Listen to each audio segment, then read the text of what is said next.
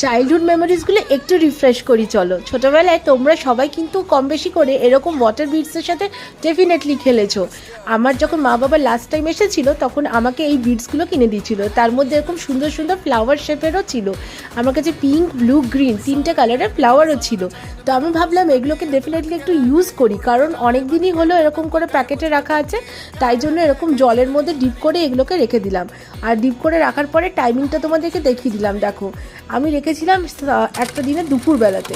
তো আমি ভেবেছিলাম এগুলো বড় হতে, ছোটোবেলায় যতদূর আমার মনে পড়ে যে বড় হতে মনে একদিনের মধ্যে এগুলো পুরো ফুলে বড় হয়ে যায়।